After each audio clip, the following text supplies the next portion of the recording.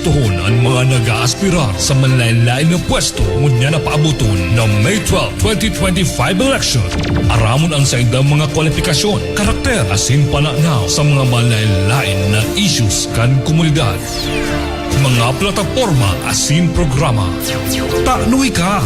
Taknuy ka! Radyo Natin FM Naga Job Interview sa mga kandidato. Taknuy ka! Lunes hanggang Sabado digdi sa 89.5 Radyo Natin FM Naga. Taknuy ka!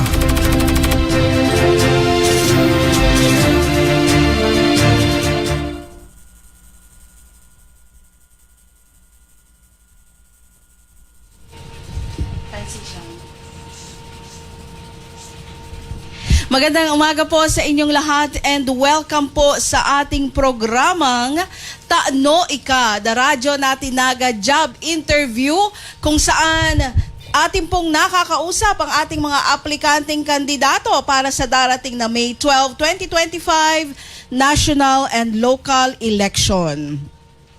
Magandang araw po uli at magandang Lunes sa inyong lahat. Ako po si Mama Jana. Tayo po ay naririnig live sa ating radio frequency 89.5 FM. Tayo rin po ay napapanood sa ating official FB page, Radyo Natin 89.5 Naga. At tayo din po ay naka-live stream sa radyonatinfm.com/naga. At ngayong araw pong ito, makakausap natin ang isa sa mga aplikanteng kandidato para City Councilor dito po sa ating syudad, sa Naga City.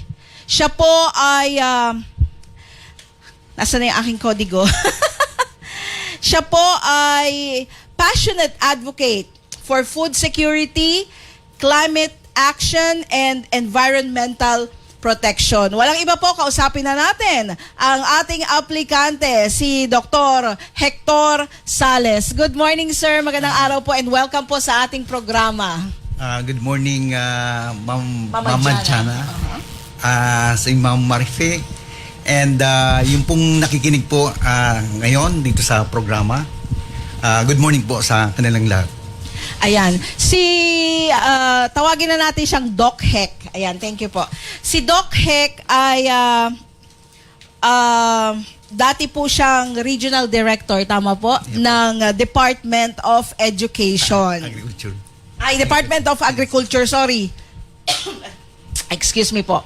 At alamin naman natin, ano po, kasi nakapagtrabaho na siya sa parte ng gobyerno. So alamin naman po natin kung sino po ba talaga si Dr. Hector Sales. Thank you po, Mama Jana. Ako po, pure Nagueño. Ang birthday ko po nung July 1, 1957. Parents ko, nabuo yung father ko. Mother ko from Bulacan, Marisur. Pero dito kami nag-stay sa Naga, dito kami nag-aral. Sa Naga-parochial school po ako nag-elementary. Then sa Ateneo de Naga, sa high school. Then after ng high school ko po, nag-aral ako sa University of the Philippines, Los Baños. Took up agricultural engineering. Then nag-masters din ako sa Central Bicol State University of Agriculture. Tinapos ko po yung masters in resource management. Then nakukuha din ako ng scholarship when I was with the DA. Nakakuha ako ng scholarship sa PhilRice, Philippine Rice Research Institute. Kumuha ako ng PhD in Agricultural Economics, major in Resource Economics and Production Economics. After that po, actually, dati ako sa Farm Systems Development Corporation in the early 1980s. Naka-transfer ako sa Department of Agriculture. That time ay Bureau of Plant Industry sa Bicol Experiment Station. From there, naging assistant superintendent ako for administration.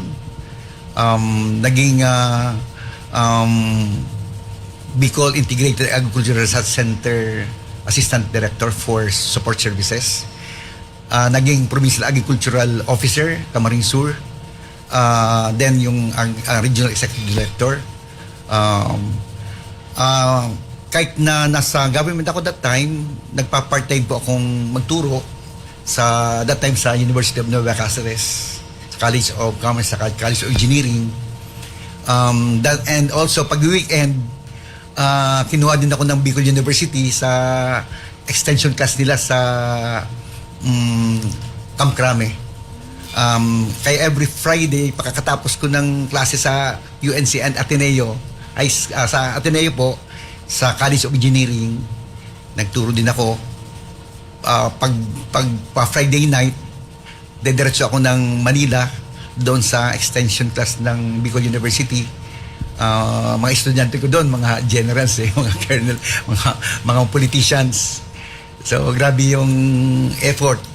Pero tuwan-tuwa ako kasi nakaka-impart ako ng knowledge sa mga, especially doon sa mga bata, and also pagdating doon sa mga, ano kasi sila karamihan ng mga estudyante ko din sa Bicol University, sa graduate school, mga matataas ang position sa government. Then, dito sa right now, ako po ay part-time faculty ng Ateneo de Naga Graduate School sa Doctor of Business Administration, saka yung sa Master's degree nila sa Master's in Business Administration, MBA. Then nagturo din ako ng part-time din na-invite din ako sa Naga College Foundation. Turo din ako ng public finance saka project management. Practically parang naikot ko na din yung malalaking university din sa Bicol pagturo. Nagturo din pala ako sa University of Santo Tomas Graduate School. Na-invite din ako doon. Kasi yung din ng graduate school, consultant din siya, nagsa-sideline, nakasama ko sa isang project. Na-invite niya ako doon. Dati po, actually, after ng DA stint ko po, 2006, kasi nag-early retirement ako at age 48, na-involved na po ako sa consultancy works. And up to now, ako po ay consultant on urban and rural development. Kasi po, ang mga involvement ko po sa mga projects, ito po mga projects na ito, funded po ito ng local and foreign funding institutions.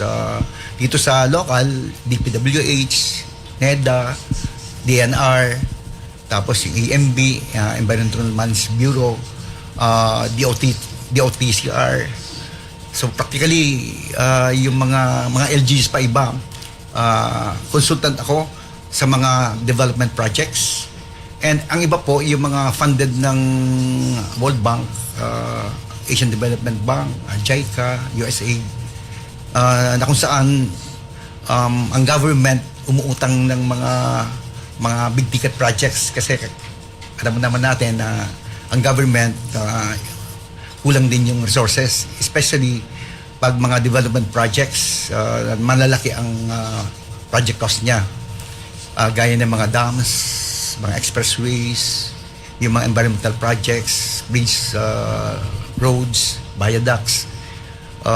So yun po yung mga involvement ko. Right now, practically kasi ako ay ang expertise ko po, kumbaga sa dinamihan ko. Nag-aral talaga ako ng as economist, tapos naging financial specialist ako. Kasi karamihan ng mga programs, projects po, permian may palagi may finance, tapos palagi may economics. So yan ang kumbaga sa yan magdi-decide kung ang project ay viable or hindi. So kumbaga sa ikaw ang huling blessing, ikaw magbe-bless kung yung mga projects na yan viable or not. Ito pong mga projects ko ngayon, actually yung mga involvement ko, marami siya. Kumbaga sa dahil nga yung expertise ko as economist, as financial specialist, naging din ako ng RAP, yung Resettlement Action Plan specialist. Ito po yung bagang pag may mga projects ang road, kung anong mga projects ng government, syempre may mga madi-displace na mga tao, families. So, kailangan makompensate sila doon sa damages na magkakaroon once na yung project na yan ay implement. So, kailangan maayos yan. Katulad po ng mga pinapaalis. Yes, papaalisin mo, i-resettle sila. So, kailangan may plano ka dyan. May plano ang government dyan or may plano yung gobyerno para i-resettle sila na hindi naman sila yung dihado. So, dapat yung original, for example, original bahay nila, tapos yung trabaho nila, siyempre, kailangan kung madi-display sila, i-resettle mo, dapat bigyan mo sila isang package din na if not better, if not the same or that it must be better than dun sa original ng condition. So ganon. Nag-ano din ako as socio-economics saka yung general development. Tapos ang ginawa ko pa aral din ako yung value engineering, value analysis. Ito yung mga optioneering. Kasi alam mo na marami tayong maisip ng mga projects. Pero dahil sa scarcity ng budget ng fund, kailangan mo i-prioritize mo.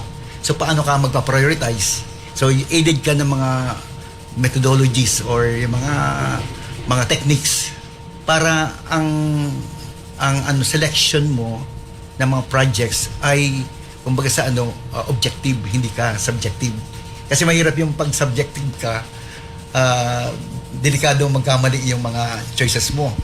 So at saka pag subjective, bias ka masyado na kung saan ay ang mga projects pa natin, especially sa mga development projects, infrastructure, mga very costly, expensive. So pag nagibayan or mangyari dyan, saan ka naman kukuha ng pera? Alam mo naman, karamihan ng mga big tickets project natin sa government, inuutang yan. So wala tayong masyadong malaking budget dyan. Kaya baga yung mga soft zones yan, nagre-range ng mga 2.2% to about 7% ang mga interest niyan, mga long-term loans. Siyempre pagdadaan na yan, pupunta na sa government fund, banks, land bank or DBP, siyempre dadagdag naman sila mga service fees. Ganon. So, yung mga involvement ko po, because of my expertise, I'm into flood control projects. Marami pa akong experience dyan kung paano ma-mitigate ang impact ng flooding. Sa bridge, dati po akong consultant ng President Bridge Program, yung po mga tulay ng Pangulo. All over the Philippines, siguro nagawa kong study dyan, more than 1,000 bridges all over the Philippines. Tapos po yung mga roads, mga expressway. Siguro masasabi ko lang ang contribution ko dito sa Bicol right after my engagement with the private consultancy groups. If you are familiar, hindi pong Naga River na yan, na nakita nyo, may revetment siya, sementado na. Opo. Isa po ako sa mga consultants niyan. Gumawa kami ng feasibility study back in 2012, time ni Mayor Bongat. Funded po yan ng CDIA, Cities Development Initiative for Asia and Asian Development Bank. So, kaya sa akin, mayroong legacy na pwedeng ma-share. Sabi ko nga, may resibo na nandyan. Although yan, may kulang pa yan na component. Yung wastewater treatment plant dapat or yung sewage treatment plant. Kasi, yung nga sabi ko na kailangan yung mga wastewater natin, natitreat siya bago siya dinischarge sa mga water bodies. Kasi magkukos siya ng pollution and affected yung health and sanitation ng mga taga-Naga. So anyway, isa po 'yan yung mga bridges, expressway, viaduct po. Kung nakita niyo, if you are going to to Lopez Quezon, to Manila, dadaan ka ng Lopez. Nakita mo yung mga columns dyan, yung mga matataas na mga columns. Yan po ay viaduct yan. Na supposed to be, kung ako lang may ano niyan, may influence. Yung itong isa sa solution nitong from Naga to Milaor or San Fernando na every now and then pag rainy months, pag may bagyo, palaging may flooding, di ba? Dapat may viaduct yan.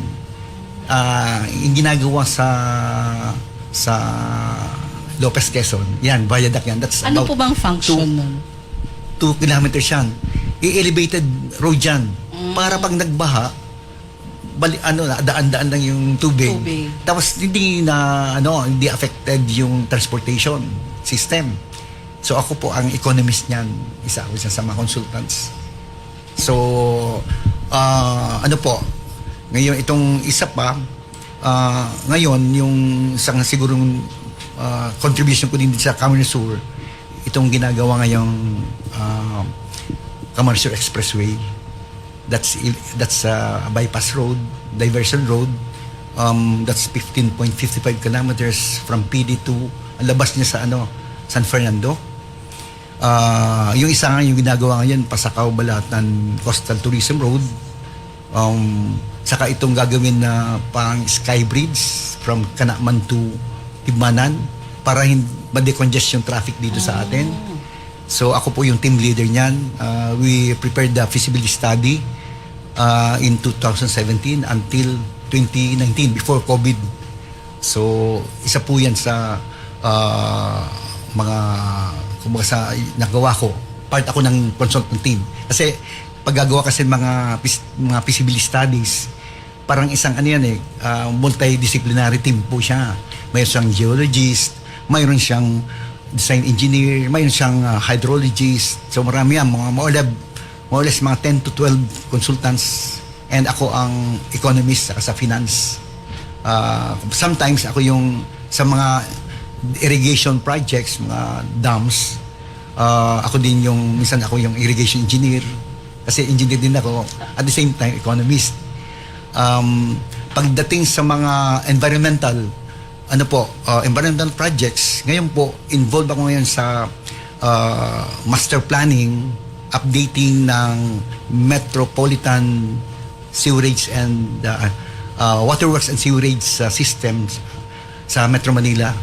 Right now, 1 year yung project, ako po yung team leader ng project na yan.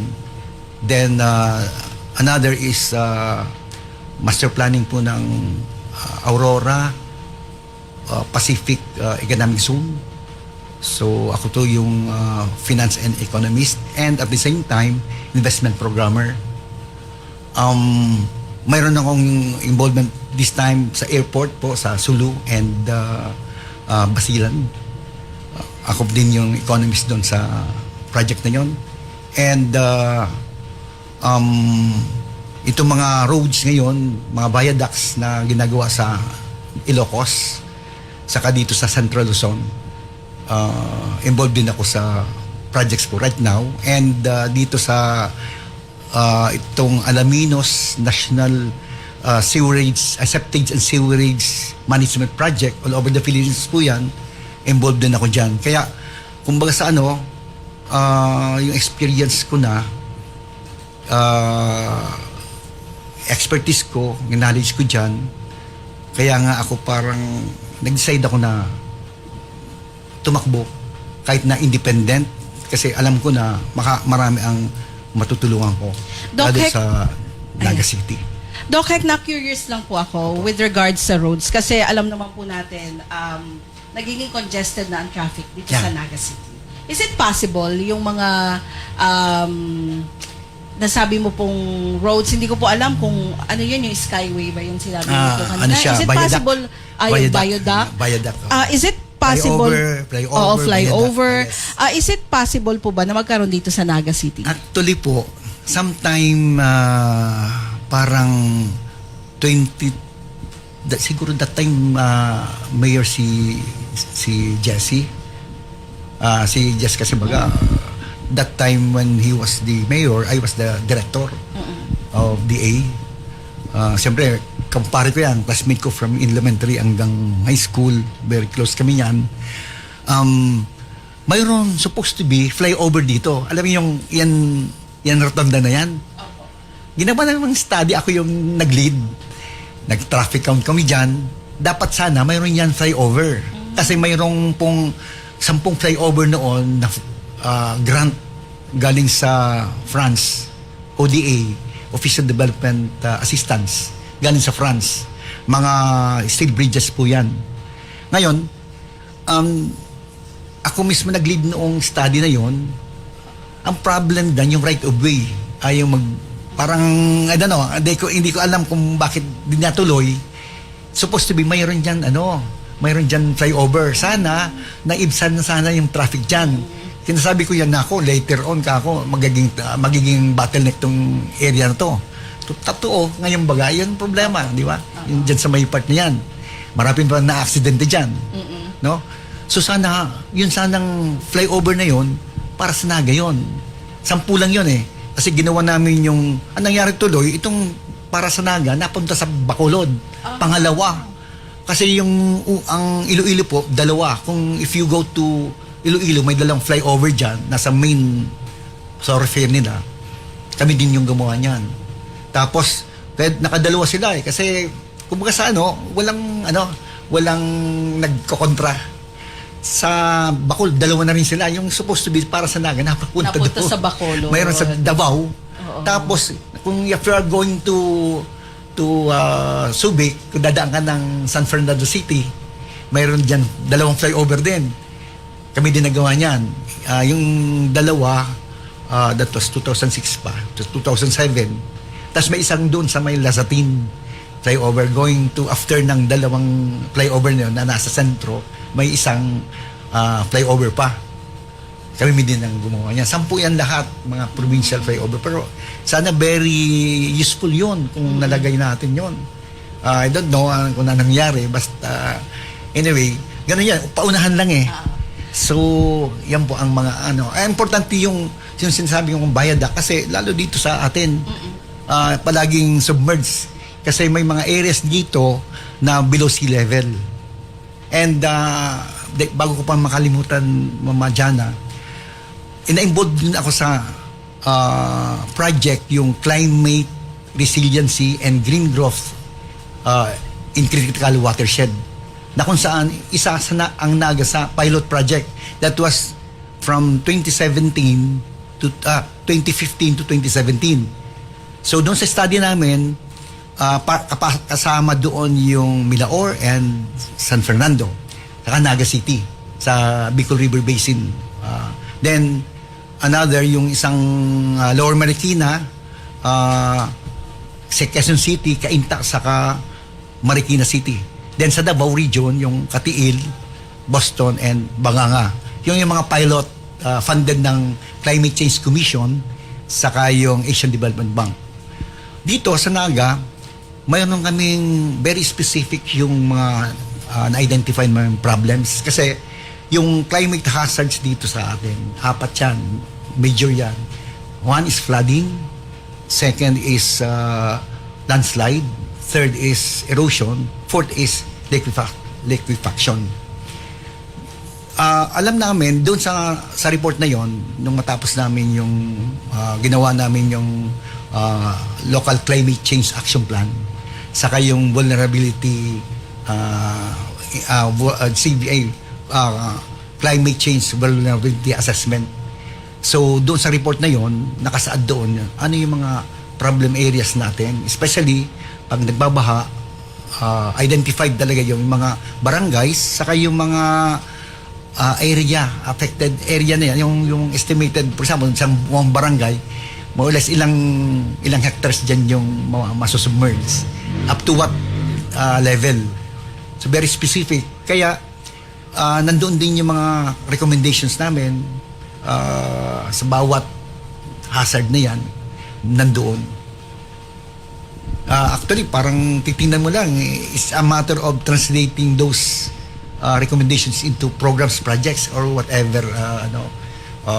Alam naman, pag sabi natin projects, programs, Ang bottom line naman yan ay yung improvement ng quality of life ng mga tao. Oo, ganyan. Parang timing po, Doc Hec, ang pag-apply mo bilang isa sa mga candidate natin para sa darating na election. Kasi with your expertise and with what is happening sa panahon po natin ngayon, parang timing, yung very gauge yung expertise mo, yung mga experiences mo with your, in terms po sa trabaho mo, with sa pwedeng maitulong mo po dito sa Naga City.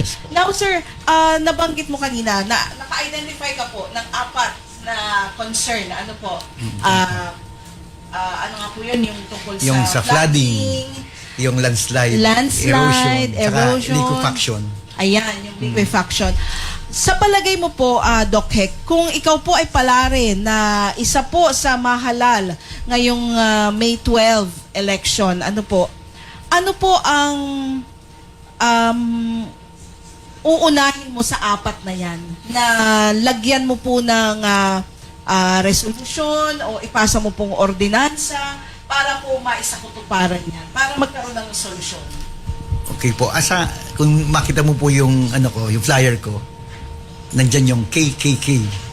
Yan yung platform ko. So yan po, dyan ako iikot.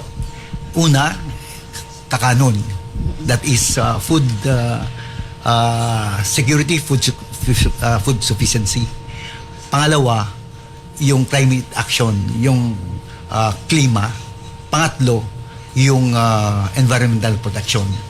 So, ibig sabihin, yung tatlo po yan, interwoven yan, interlinked yan. May mga connection siya. Kasi, yung pagkain, affected yan ng climate change, di ba? Affected yan ng environment, so magkakabit-kabit sila. So, dito po sa sa kakanon muna, kasi very crucial. Naga is about 209,000 ang population. That is, yung sa Naga lang yan. Pag weekdays, ang alam ko, more than 300,000 kasi maraming nagtatrabaho dito, maraming nag-aaral. So, itong sa food, may kasabihin nga na no farmer, no food, no future. So, number 1 yan. Very important yung affordability, yung food dapat nandyan. Affordable siya. At the same time, dapat yan ay nutritious yan. So dito sa Naga, more than 60% na lang area natin ay agricultural. Kasi nung director ako at naiikot ko yan napupuntahan ko yan. Napakalawak pa ng area natin. And not only that, may mga members di ba mayroon tayong Metro Naga Development Council. Lahat yan, agricultural economy, yung mga more or less 20 municipalities. Na kung saan, kailangan lang magkaroon ng partnership or network para lahat naman na municipality, plus of course yung Naga being the primary market, magkaroon ng magandang collaboration or partnership. Kasi hindi naman natin masusolo na sabi natin yung sabi natin food sufficiency. Hindi naman tayo actually magiging food sufficient sa rice kasi ang laki ng population natin, yung land area natin sa devoted to rice maliit lang naman. So pwede natin kunin sa ibang lugar. Para naman mayroon din silang market, mayroon din mga income yung tao. It's a matter of planning . Hindi kasi pwede natin basta lang tayo mag-implement ng mga ganyan without sound plans. Magsisimula ka talaga doon. Sabi nga yan, pag mayroon kang magandang plano, 50% ng problem mo, solve mo na. So yung 50% na lang ang problem mo, yung implementation mo. Pero kaya kung wala kang plano, 100% yung problema mo. Sa pagkain, importante po, kasi nakita ko, yung karamihan ng mga pagkain natin, especially more vegetables, imported. Imported na ibig sabihin galing sa ibang munisipyo, galing sa ibang probinsya, galing sa ibang region, malalayo, kaya pagdating dito, ang taas na ng presyo. So, wala tayong choice. Tingnan mo yung nangyari nung, yung Typhoon Christine. The following day, wala tayong pagkain. Di ba? At kung mangyari ulit yun, we are caught flat-footed. So, dapat maging proactive tayo. Ngayon pa lang, dapat mayroon tayong hindi maputol yung lifeline natin especially yung sa food system. Gaya niyan, every now and then yung route ng Naga, Milaor, San Fernando na yan palaging baha. Ano kung wala kasi pinaka major road. Kung baha dyan, baha din yung mga diversion road doon na kahit nasa doon sa San Fernando going to Bula, di ba? Affected din. So, sa dumadami nag-urbanize masyado ang Naga, kailangan natin ng kung bang stable supply ng food na yan. And yung nasa taas, kailangan natin incentivize yung mga farmers. Bigyan natin ng magandang, for example, yung mga grain center sa taas kasi may mga rice area. Magandang irrigation system. Yung mga may corn, malawak yung corn area dyan. Pwede natin lagyan niya ng corn grain center. Tapos yung mga sa vegetables, yung mga cold storage para ma-extend mo yung shelf life niya. Kasi yung mga vegetables, very short ang shelf life niya. So dapat para ma-maintain yung quality and at the same time yung price niya, mayroon ka mga cold storage na ganyan. So kailangan ma-incentivize sila para hindi lang kasi binaibenta nila yung mga lupa kasi desperate sila wala masyadong incentives. So anong nangyari? Ginagawang subdivision. Pero kailangan kasi magkaroon tayo ng magandang plano, a master plan na hindi naman pwede lahat subdivisions yan kasi tinan mo yung pristine, bigla tayong binaha, flash floods. Kasi yung mga tributaries natin, yung mga water resources natin, yung waterways natin, clog na. So, kailangan magkaroon ng balance in development. Of course, yan, sa food, capture niya na yung livelihood, capture niya yung job. Just imagine if you have mga facilities na yan, mga grain center na yan, may mga employment yan no? So may mag-sprout pa dyan yung other mga agri-related enterprises na kung saan magsusustain ng economy ng Naga. So here kasi ang alam ko karamihan po ng natin, more or less more than 95%, mga 96, 97% wholesaling, no? Mayroon tayong mga mga industries maliliit lang. Pero yung gaya ng mga nasa Subic, yung gaya sa Clark na malalaki, mga locators, kung mayroon tayong economic zone dito, na ako ay part po ako ng mga yung consultant group na gumagawa ng mga master planning, mga eco zones. Mga kaibigan ko na yung mga expert na kaya kong dalhin dito. So it's a matter of forward looking, being proactive tayo.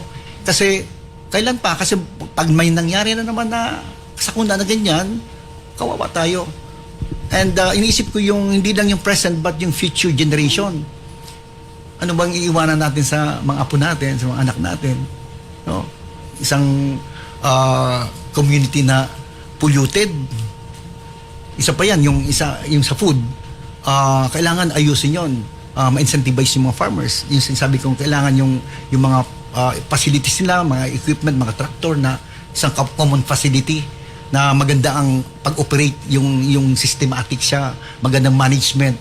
Kaya hindi karamihan ng mga ganyan, hindi masyado naging successful because walang system. Kailangan lang yung system, something na very strict. Ang matutunan naman natin yan next is sa environment natin. Ang Naga, ang waste natin sa Naga, more than 100 tons per day ang waste. Plus yung mga wastewater natin. So ang iba hindi parang okay lang kasi medyo okay pa yung naamoy natin. Pero dumating ang time, di ba, nung open pa yung basura natin dyan sa Balatas. Yung amoy niya pag umuulan is hanggang doon sa amin kaabot pa doon doon sa layo. Isa po yan sa yung dapat nating i-prioritize pa. Bakit? Kasi mapupulyot tayo. Pag napulyot tayo, yung mga investors natin, magsasay away yung mga investors na supposed to pupunta dito, magsasay away yan. Kasi wala kang magandang drainage. Tapos namamaho ka. Lahat ng mga wastewater, yung ginagamit natin tubig, araw-araw, 80% of that is wastewater. Yung domestic, natin, di ba? Iniinom natin. Tapos, punta ka ng CR, maliligo, naglilinis ng mga sakyan, ng garden, lahat yan, 80% of that, wastewater, diretso sa mga drainage. Hindi natitreat. Dere sa mga ilog, yan, sa Naga River, kaya nagiging sink siya. Garo baga, anuhanin ka mga ate, kasama pa dyan ng mga basura. So, kung ganyan mangyayari, pabayaan lang natin yan, nako, ang health natin, yung mga anak, mga bata, apektado yan. Pwede magkaroon ng waterborne diseases. Hanggang, siyempre, hindi lang sa morbidity, but also yung mortality. No? Kung hindi natin i-observe na kailangan natin magkaroon tayo ng master plan ng sewerage and sanitation. Na yan ang ginagawa namin sa Metro Manila ngayon. Nakita ko yung mga facilities. Maganda talaga. Kasi gusto nilang maging yung bagang ang Manila, about 12 million ang population niya. Siyempre, ang daming, grabe ang pollution loading yan. Grabe. Pero nagkakatsap sila, may mga, nakita ko yung mga facilities, yung mga septage. Yung septage, kasi pag sabing septage, yung mga galing sa inodoro, ay sa mga sink yan. Sino, di ba, nung Typhoon Christine, ang baho-baho ng Naga, nag-overflow yung Naga River, nag-overflow yung Bicol River, kasama yung mga septic tank, mga hindi sealed. Hindi nag-follow ng proper, kasi may mga design talaga yan na, susundan. Pag hindi ka nagsunod niyan, yung ang kinakos parang ningas ko kung kasi basta okay na yan. Ganun eh. Pero hindi kailangan magkaroon tayo ng stringent yung stringent rules, guidelines pagdating diyan kasi at the bottom at the end of the day tayo din ang babalikan, diba? Yung nature binabalikan tayo kasi kalbo yung bundok, tayo din nagsisira. See? So, sa akin, nakabit-kabit kasi yan yung sinasabing ridge to reef framework. Yung sa taas, pag sabing ridge, sa bundok, dun sa kababaan, yung reef, yung coastal area, yung mga river system natin. Pag hindi mo naayos yung sa taas, palagi doon, kalbo siya, hindi natataniman. Tapos yung mga waterways mo, yung mga ilog mo, mga sapa, barado, hindi mo inaayos din. Yung mga river system natin, dapat maganda ang i-stabilize mo din yung mga river banks para hindi siya nagko-collapse, hindi siya nag-erode. Kasi pag nag-collapse yan, siyempre pag nag-collapse, kaiba ng si daga, yung lupa, sediment yan, silt, bababaw ang ilog, bababaw ang mga creeks na yan, pag babaw niyan, pag may ulan na grabe, mag-overflow, magkukos ng flooding. Pag may flooding, affected lahat tayo. Tingnan mo, kahit anong ganda ng mga establishment na dito sa baba, gaganda ng mga school, maraming mga commercial areas, mga bangko, etc. Nang bahayin tayo, more than 1 month, pilay na pilay tayo, di ba? Kahit na hindi inabot ng yung ibang barangays, di din sila makapunta dito kasi wala din sila mabili. Kasi flooded. See? So, sa akin, kabit-kabit yun, yung landscape din, ayusin mo, may mga solutions sa taas. May solution sa gitna, may solution tayo sa baba. Yung sa taas po, yung sinasabi mga nature-based solutions na pwedeng maka-mitigate or at least ma-minimize yung flooding. Kasi ang tingin ko, kung mayroon tayong mga nature-based solutions, pag sabi po kasi nature-based solutions, actually, ginagawa na ng ibang mga farmers sa taas yan. Yung pong mga sabi ng mga small water impounding projects, meron ka doon sa taas ng mga ganyan. Kung magbabaha, ang pag-release ng tubig niyan, paunti-unti. Hindi yung pagbaha, wala ka noon, diretso yan. Di ba? Kailangan avoid natin kasi later on, baka may mga namatay pa. Hindi lang yung properties, but yung buhay, very important. So, kayo minsan nga, after ng Typhoon Christine, nag-usap-usap kami kasi ang Batch 74, very close po kami. Marami kami mga projects na inaano din, yung mga social development projects. usap-usap kami na dapat mayroon din tayong may contribute dahil kahit na tayo mga senior na may contribute tayo sa society, sa ating lugar. So para at least may legacy din tayong maiiwan sa next generation. Doc Hec, since nabanggit mo po yung tungkol sa next generation, alam po natin na dahil may kanya-kanya na rin na kaisipan ng ating mga kabataan kapag sila ay nag-graduate, nagkukulang na ang ating mga farmers. Tama. Kaya po ine-encourage din na sana may mga magpatuloy, di ba po, na mga yung youth mechanization para sa ating ating pag-farm kasi diyan natin nakukuha ang pagkain. Yeah, tama po. So, paano mo po ma-encourage ang ating mga kabataan na pahalagahan ang pagtatanim, ang kapalibutan? Kailangan siyempre, ang unang step yun, awareness eh. Yung awareness, ano ba yung mga advantages, goodness ng farming. Imbibe mo yung nila na ito, very important very crucial sa isang economy. Kasi sa economy natin, hindi lang yung services, yung mga infrastructure niyan. Number one dyan yung food. No? Kailangan mayroong kumbaga sa ay mayroong talagang mga tao na ma-entice mo siya na go back to farming. Na important talaga yan. Ang mga youth, kailangan may incentivize mo din, mabigyan mo sila ng mga scholarship. Mayroong yung mga out school youth, kailangan yung mga training nila. No? Kailangan talaga ma-training yung may mga inclination sa agriculture. Lalong-lalo ngayon po, ang average age ng mga farmers is 57. So, patanda na siya. Oo. So, naalala ko nga yung isang farmer sa Calabanga nung ako nasa DA pa. Researcher kasi ako dati. Nandun kami sa isang project namin, yung corn-based farming system. Coconut-based farming system. Sa baba niya, corn. Lumapit sa akin yung matanda. Sabi niya, sir, ako niya parang namombrema ako. Bakit ka ako? Okay naman ang malawak ang lugar mo. Tapos maganda ang tanim mo mga corn, mga sagana. Sabi niya, kasi anya? Mayroon akong 5 anak. Lahat nag-aral sa Naga. May engineer ako, mayroong IT, may nurse, etc. Pero ni isa sa kanila, wala nang bumalik. Nag-aalala ako, hindi sa amin. Hindi sa akin, hindi sa misis ko. Kasi I'm already 75. Sabi niya, misis ko, more or less the same yung age namin. Inaalala ko yung mga future ng mga Pinoy. Kasi daw, guys, sa amin, mga anak ko hindi na bumalik, mayroon akong 10 hectares. Sino magpa-farm nito?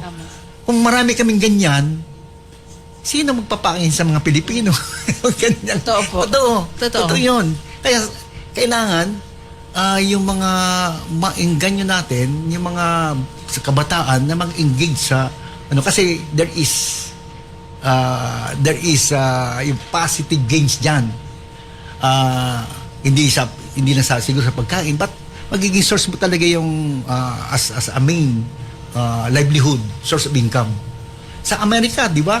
Very proud pa nga ang mga I'm a farmer, professional farmer. Opo. Talagang mayayaman talaga sila.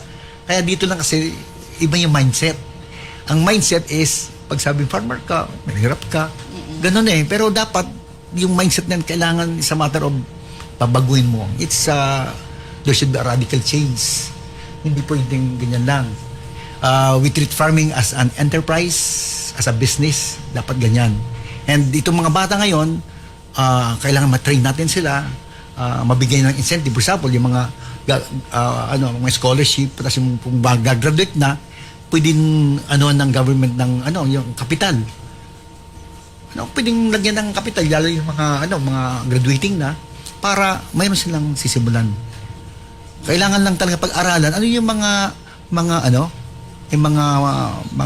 incentives na pwedeng ibigay sa kanila. Ang government, siyempre government yung number one dyan. Yung may mga private na din, mga firms, mga agencies na nagbibigay din ng assistance. Pero number one yung government. Nabanggit mo po kanina yung balancing of the environment and the economy. Yeah. Kasi di po ba talaga naman hindi natin nakikita naman natin na kapag nagiging progresibo ang isang lugar, naapektuhan ang kapalibutan. Ano Right. po ang environment.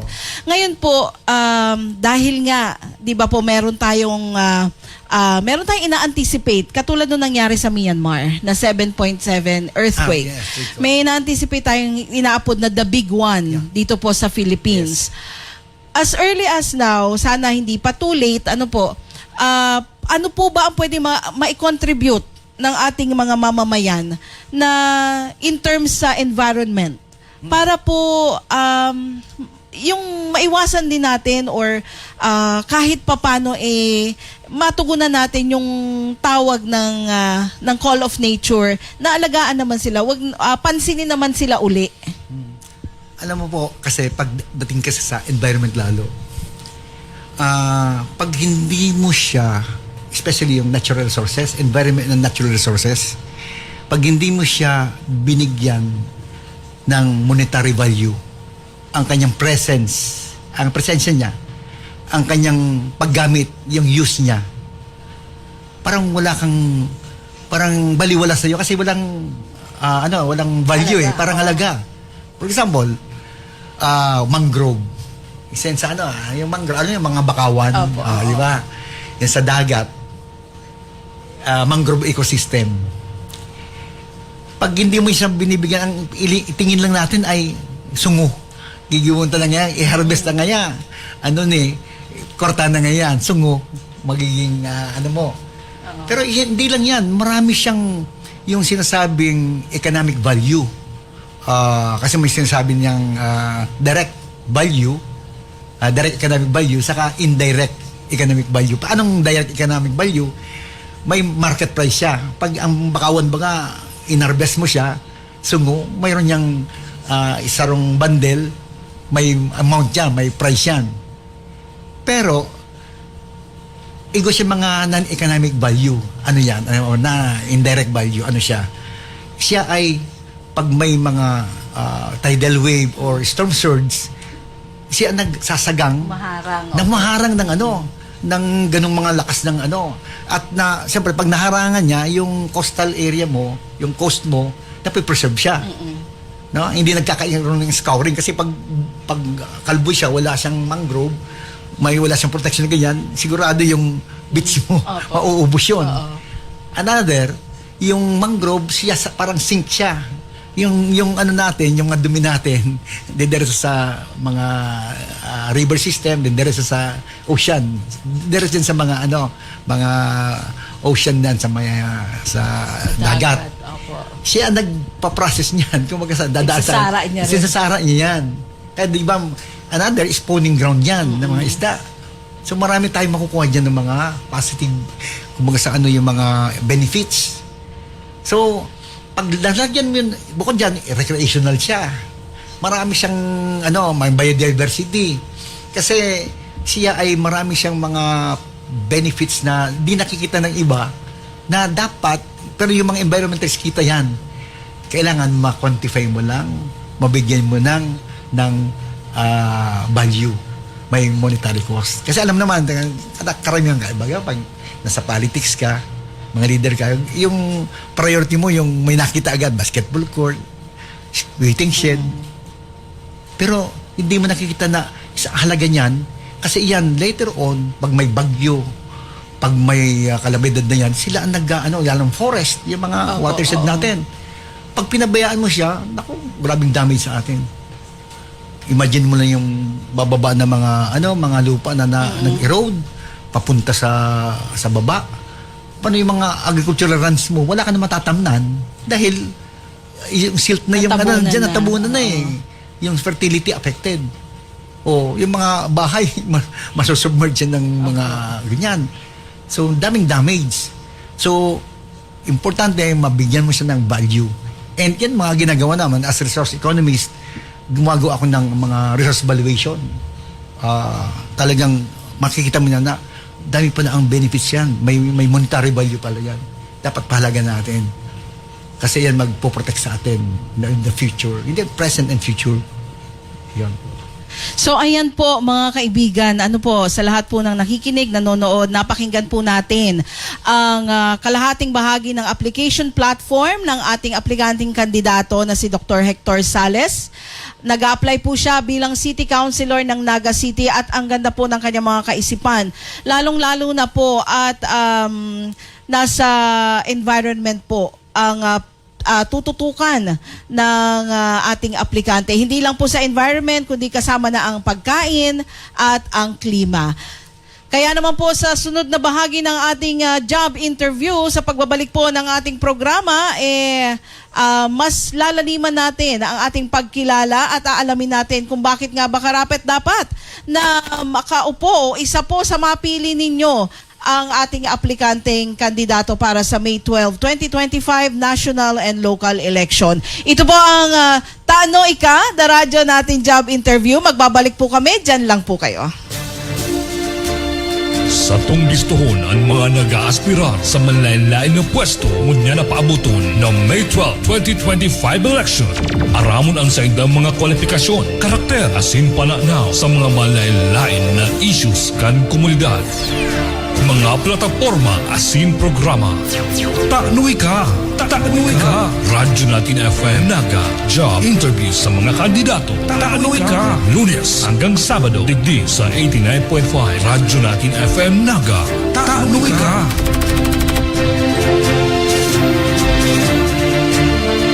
Humanda na sa mga tinding tapatang magaganap ngayong 2025 ang mga nagpapasikat sa kanilang grand finale.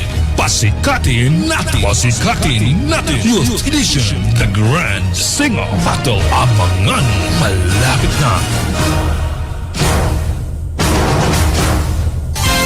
Radyo natin nationwide.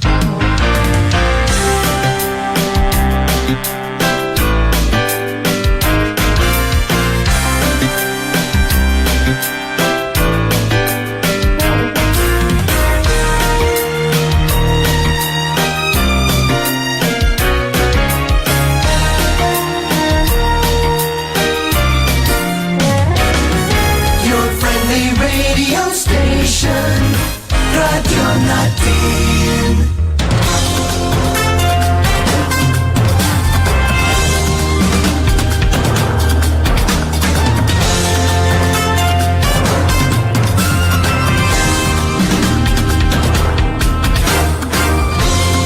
All over the nation, we're here for you.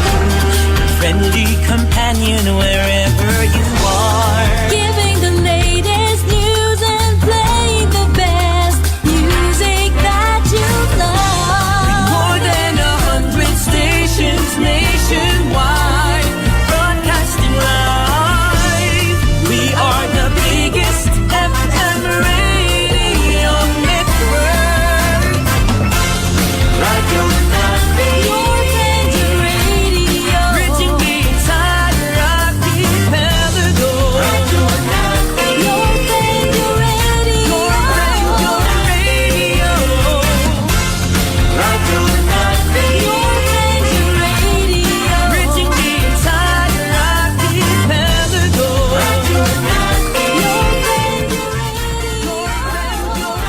radio. Radio natin. Sa tunggistuhon ang mga nag-aaspirar sa manlain-lain na pwesto ngunya na paabuton ng May 12, 2025 election. Aramon ang saindang mga kwalifikasyon, karakter, asin pananaw sa mga manlain-lain na issues kan komunidad. Mga plataforma asin programa. Tanoy ka! Tanoy ka! Radyo natin FM Naga Job Interview sa mga kandidato. Tanoy ka! Lunes hanggang Sabado digdi sa 89.5 Radyo natin FM Naga. Tanoy ka! Sabi ko may tubig, kulang. Nagbabalik po ang ating programang Tano Ika, the radyo natin Naga Job Interview at kasama pa rin po natin ang ating aplikanteng kandidato para City Councilor ng Naga City. Walang iba po kung hindi si Dr. Hector Sales. Ayan po, at kanina nga po napag-usapan na natin ang kanyang application platform at mga resibo. Ano po, hindi lang basta application platform, pero yung mga resibo po ng kanyang experience, ng kanyang expertise sa in terms of food, climate, and environment. Kaya ngayon naman po, ito na po yung hinihintay ng ating mga nanonood at tagapakinig na gusto din po nilang malaman dahil inilatag mo na po, binigay mo na po sa amin ang iyong application platform, naintindihan po namin ang kahalagahan ng environment dahil po sa mga sinabi mo at nakita po namin yung kahalagahan ng iyong mga expertise na pwede mo pong maibigay dito po sa ating syudad. Ano po? Ngayon naman po, Doc Hec, taano po ika ang isa sa mga dapat mapili ng ating mga botante sa darating na May 12, 2025. Kahit po nasabi mo na ang iyong mga karanasan, expertise, gusto pa rin po namin malaman kung taano po talaga ika ang pipilion. Taano ta ako, dakula ang may tatabang ko. Kasi aram ko, sa sadili ko, na dakula ang may tatabang ko sa Naga. Lalo sa agriculture, sa food sufficiency, security, climate action, saka sa environmental protection. Dahil siguro po, dahil man ako masabi na ano, kasi may mga resibo po ako. Dakula kong natabangan, mga iba-ibang parts sa Pilipinas na pwede pala kitang makakauaning funding. Aram ko na dahil man kakayanon lang kan budget ka Naga na more or less 1.2 to 1.3 billion. Siyempre, kadaklan dyan, mga sweldo, yung mga sarili na projects. Kaya punta, yung darakulang projects na pwede tang makuha as grant. A matter of gigibon mo lang yung feasibility study. Kaipuan mo yan, mag-ibot ka ng mga master plans or mga, kumbaga sa mga plano para ma-submit mo yan sa, sa mga funding institutions. So ako po, igwa pong karanasan dyan. Ang dakula ang maitatabang ko.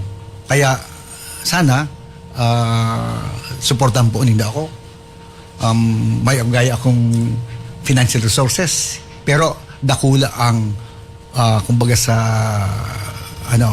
benepisyo na maitatabang ko sa siyudad ng Naga. Dahil ako po, pure na genyo, iniisip ko po, bako lang yung presente, but also yung future kanilang mga masunod na generation sa Naga. Ayan, maraming salamat po, Doc Hec, at maraming salamat po at binigyan mo po kami ng pagkakataon na mas... Anong number mo sa balota? Ayan, na mas makilala namin. Number 22 po. Number 22. Dahil po nito paglingawan yan. Ayan. Dahil ko kaya siguro maikot gabos ang mga barangays, gabos yan ma-handshake ko kamo. Sana, kasi nakakadangog po sa kuya, saka itong mga kainingkan flyers ko, sana ma-spread out dun sa mga tugang nindo, mga relatives nindo, para pagkasaro kita, para sa ikakamaraykan sa tuyang Banawaan, lalo ang Naga City. Ayan, number 22, tama Number po? 22 po. Number 22 po sa balota, si Dr. Hector Sales. Maraming salamat po sa lahat po ng ating nakasama sa aming programa ngayon, sa lahat po ng nakinig at sa lahat po ng nanood. Ito po ang Taano Ika, the Radyo Natin Naga Job Interview, kung saan wala po kaming pinipiling aplikanteng kandidato dahil kayo po ang pipili sa kanila. Maraming salamat po sa inyo at magandang araw.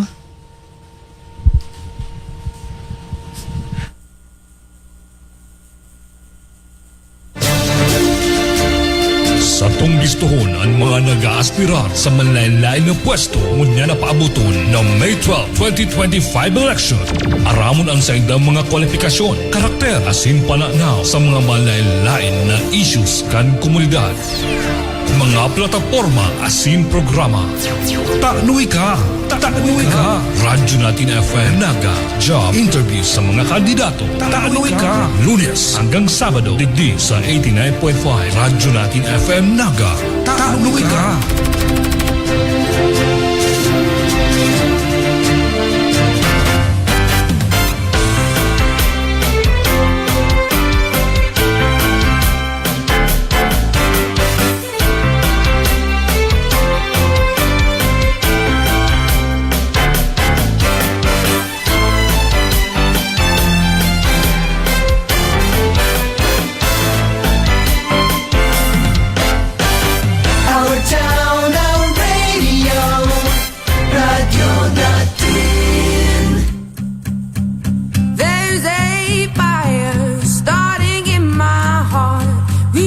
reaching a fever pitch and it's bringing me out the dark.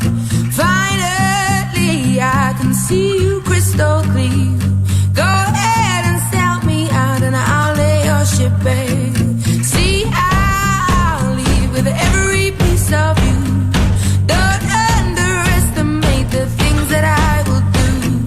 There's a fire starting in my heart, reaching a fever pitch and it's bringing me out the dark.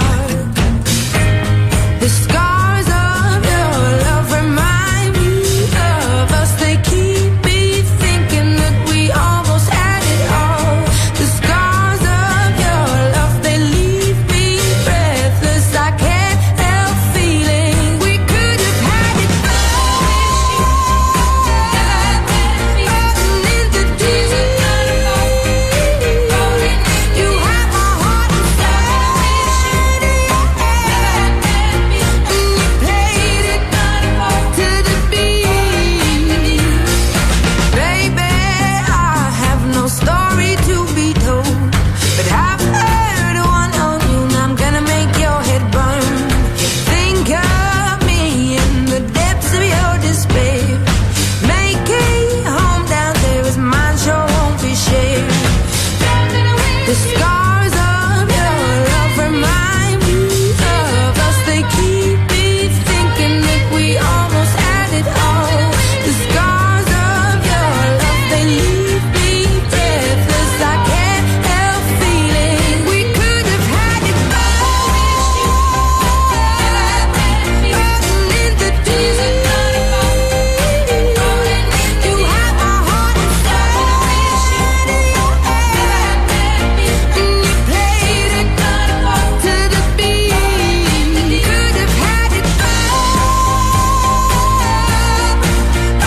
In the deep, you have my heart inside, but you played it with a beating. Throw your soul through every open door. Count your blessings to find what you look for.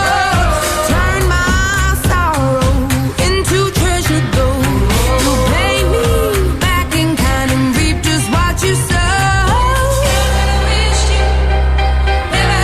We could have had it all. We could have had it all. It all. We could have had it all. In the deep, you have my heart inside, and you played it to the beat. Could have had it all. In the deep, you have my heart inside, but you played it to the beat.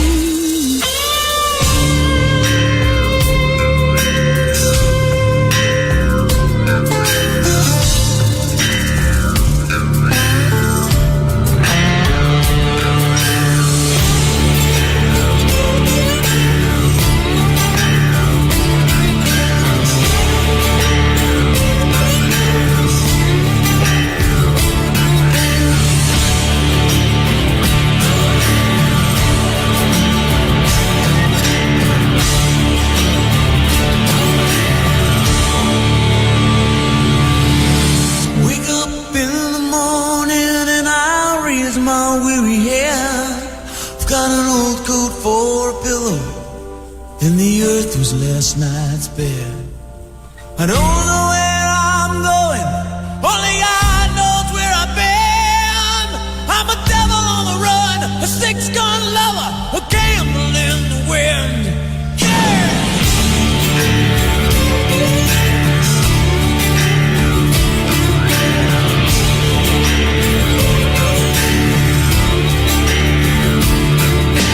Brought into this world with a sail upon its sin, with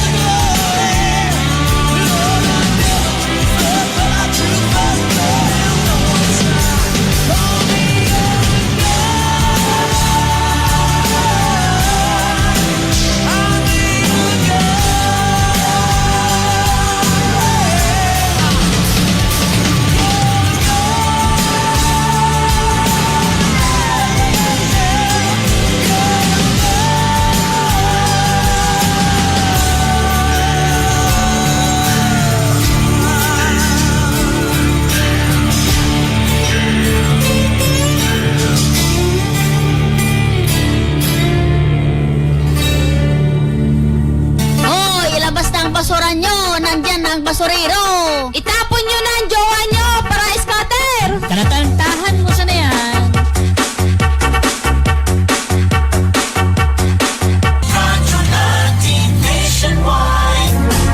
Nono mabulo ang piliun mo, ang mawot niya pagbabago. Sa konseho siya ang kaipuhan, ang puso niya para sa San Fernando. Kaya daitabi paglingawan, nono mabulo sa tung kagawad. Karahayan kan banwaan ta, ang nasa isip ni Nono Mabulo.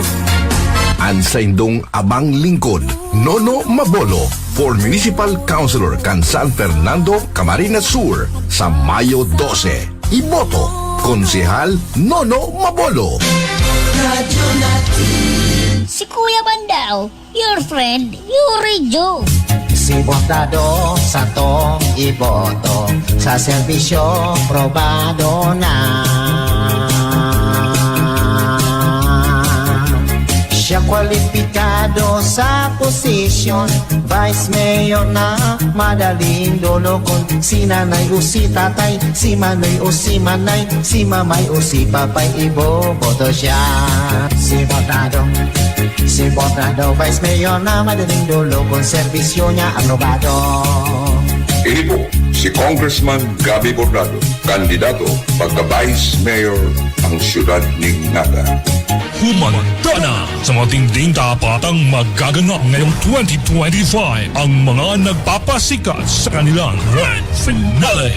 Pasikatin natin! Pasikatin natin! Youth Edition, The Grand Singer Battle. Abangan, malapit na!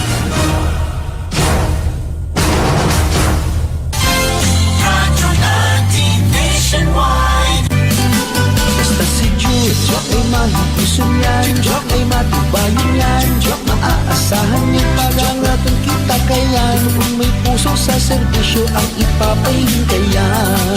Toto Joke no po. Daitalinawan sa tong amigo na si Joke no. Gabos mapapamaray mauugma kay Toto Joke no. Toto Joke no. Toto Joke no po. Sa tunggistuhon ang mga nag-aaspirar sa manlain-lain na pwesto ngunya na paabuton ng May 12, 2025 election. Aramon ang sa indang mga kwalifikasyon, karakter, asin pananaw sa mga manlain-lain na issues kan komunidad. Mga plataforma asin programa. Taknuy ka! Taknuy ka! Radyo natin FM Naga. Job interview sa mga kandidato. Taknuy ka! Lunes hanggang Sabado. Digdi sa 89.5 Radyo natin FM Naga. Taknuy ka!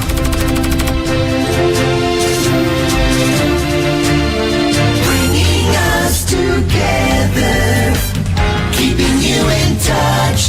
Radyo natin. Ano man ang ginigibo mo, yahusin ka man, maayo sa mood, suya, paugma, buksan mo na ang radyo. Ladies and gentlemen, are you ready? Get ready for Karakantaan mo sa na yan. Karakantaan mo sa na yan. Karakaltaan mo sa na yan. Karakantaan mo sa na yan. Sa Radyo Natin FM Naga.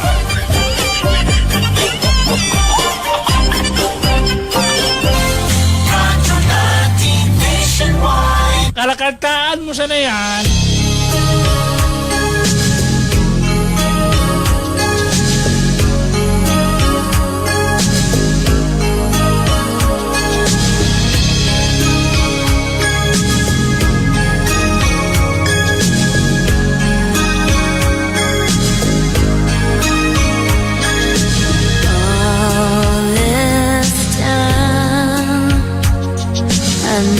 Someday you need to find something that you left behind, something I can't give you. All these tears, and like a night, love disappears, but hearts are good.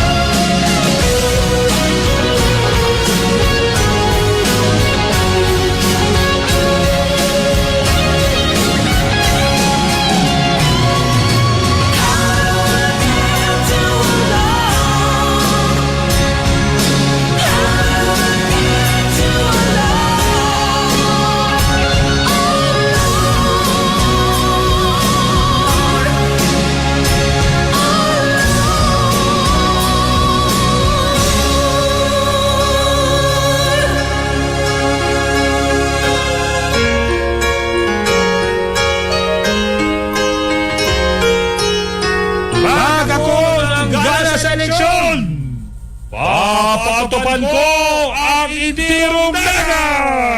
Kanakantahan mo sana yan.